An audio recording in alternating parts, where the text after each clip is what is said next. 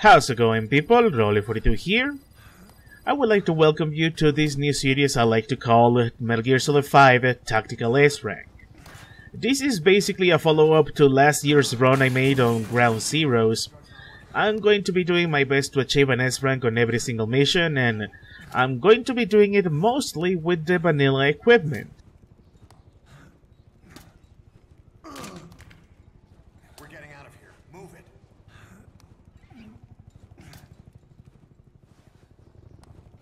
The bigger reason I wanted to do this playthrough is also because after taking a good look around YouTube, almost every single S-Rank run of this game involved replaying the missions in one way or another. What I mean is that there is people going back into these missions using late game stuff, maxed out equipment and stuff, and basically going in overpowered.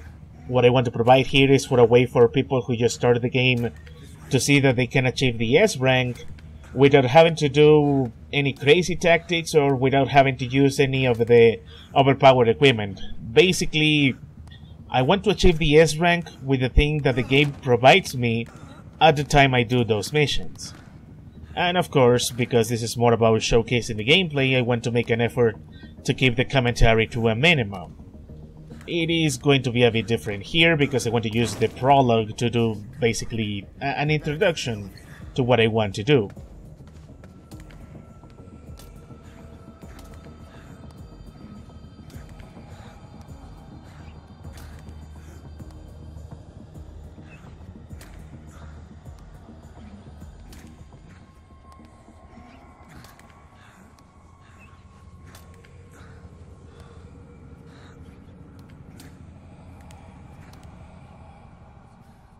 And besides, there's really not much more I can do with the prologue here. Basically, you have Ishmael holding your hand the entire way, you're slowly crawling around, going into the sequence. I mean, it is great to get immersed into the story, it is great to get a good feel of the game. I mean, it is a pretty fantastic introduction sequence, but once you go back to replaying it, you start to see the entire smoke screen fall apart, the whole illusion of the sequence, and you also start to realize that this is a pretty boring sequence once you experience the entirety of what the game has to offer. Which of course makes me very perplexed as to why people say that the introduction sequence was the best part of the entire game. But then again, there is a fair share of players that don't really like it when developers pull the entire bulk of the experience on the players rather than let the developers put in the necessary sequences.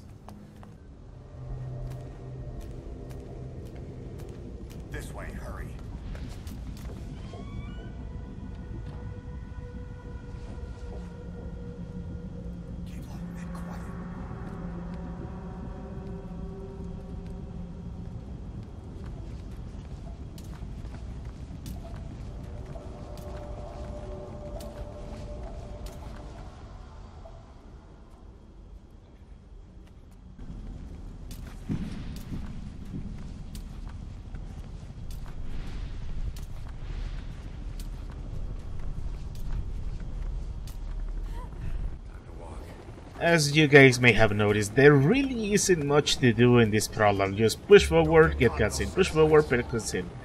It is almost impossible to get something other than an S-Rank here. Unless, of course, you make too many mistakes and die a lot. If you start dying a lot, then yeah, you start to lose your chances for an S-Rank. But in this case, it's just a little too easy. It's just a matter of moving forward and skipping cutscenes again.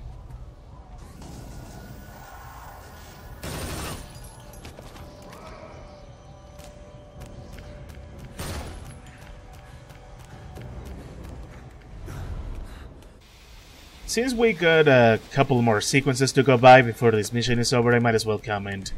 I do find it funny that people find this introduction sequence to be the best part of the entire game, when this introduction basically takes a page out of the Call of Duty book. Just to move your character forward, follow the NPC, do whatever the NPC tells you, and get to the next scripted sequence. Basically, the entire gameplay in this bit is scripted.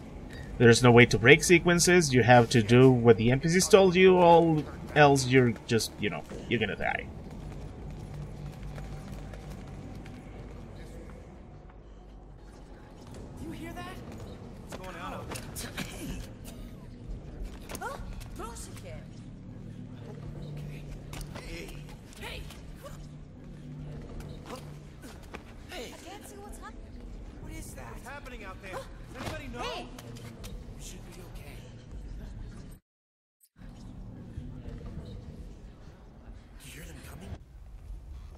See what I mean with the sequencing and minimal gameplay and just following things slowly? That's what I mean. It is great to immerse yourself in the story a bit with a nice introduction, but when you really want to just get into the full open world gameplay, it does get a little grating. You can feel a little impatient.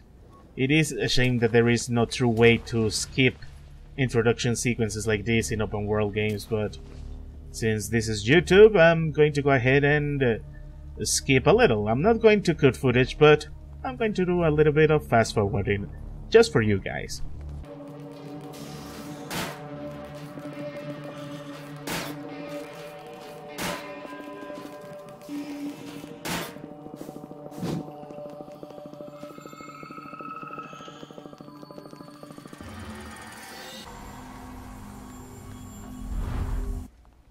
This is one of many things I'm going to be doing throughout this run. If there are sequences where I'm gonna be busy riding the horse, driving, or just walking a lot, I'm simply going to fast forward. That way the videos get shorter and they should be more enjoyable to watch for you guys.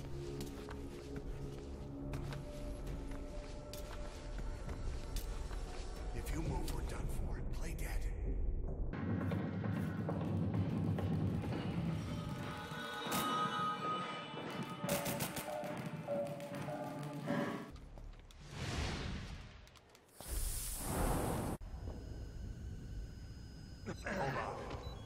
Those of you who have made it this far into the video, I want to say ahead of time that I want to thank you for putting up with this bit of a mess. I wasn't really sure if I wanted to showcase the prologue or not, because like I said, it is one big scripted sequence and it involves a lot of just walking and following the NPC around. But at the same time, I didn't really want to go on and make an entire introduction during mission 1, so might as well get all the things I wanted to ramble about out of the way. Because once I do all of this, I can concentrate on the missions themselves, and of course, it's going to be a lot less commentary once you start seeing the other missions. At least hopefully that way it is more enjoyable to watch and it's less about listening to me ramble about something trying to fill up time like it's been happening with some of my Let's Plays.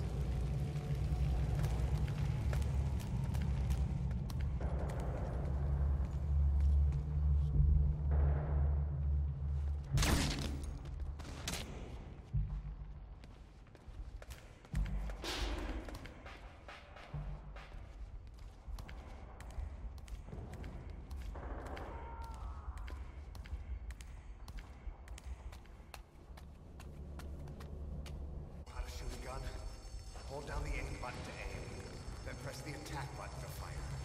Strike. There's one thing about this introduction that I find rather interesting, and I'm not sure if anybody has tried it yet, but as you know, I am equipped with a lethal weapon now. You have no other choice but to go on and kill all of these guys. Even Ishmael tells you that you have to kill the guy on the right, or if you choose so, you can try and wait to see if he kills them himself. I mean, just like now, I had to take out both guys myself.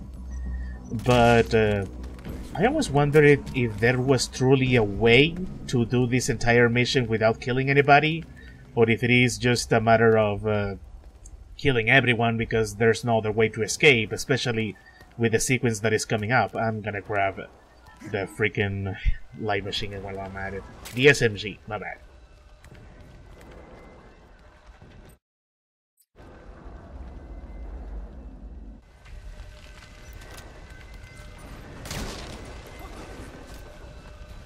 The first time I played this mission, it didn't matter how much I tried or how stealthy I tried to be. Sooner or later the XOF guy found me and an alert will be triggered. I will have to basically go ahead and kill all of them.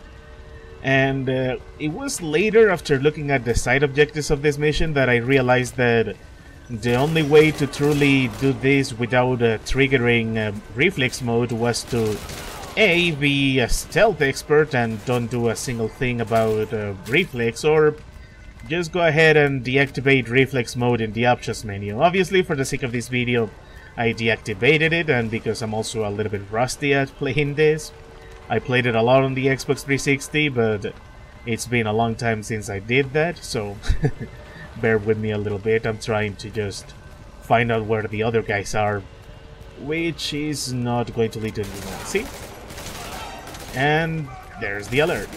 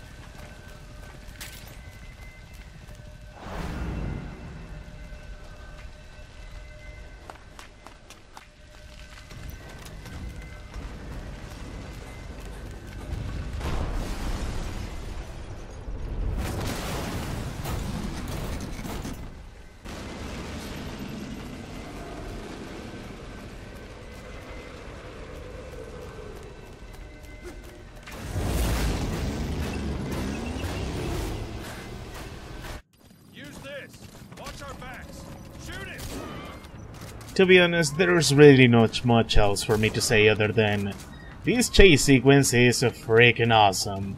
It really did get me pumped for what was next to come, and I know I'm gonna be probably in the minority for this, but it did not disappoint for me. You guys will see it as we move through these missions. For now, I'm gonna let you guys enjoy the chase sequence, and I will be seeing you in the results screen.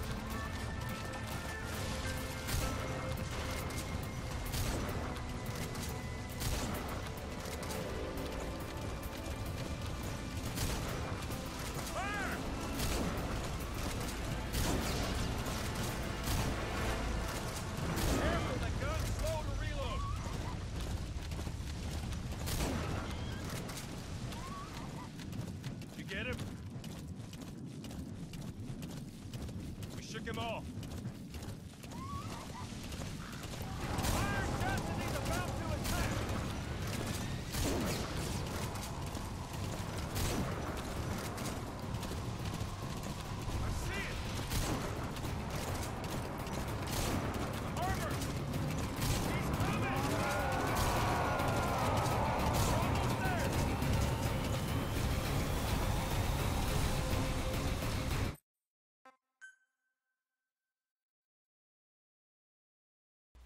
And there we go.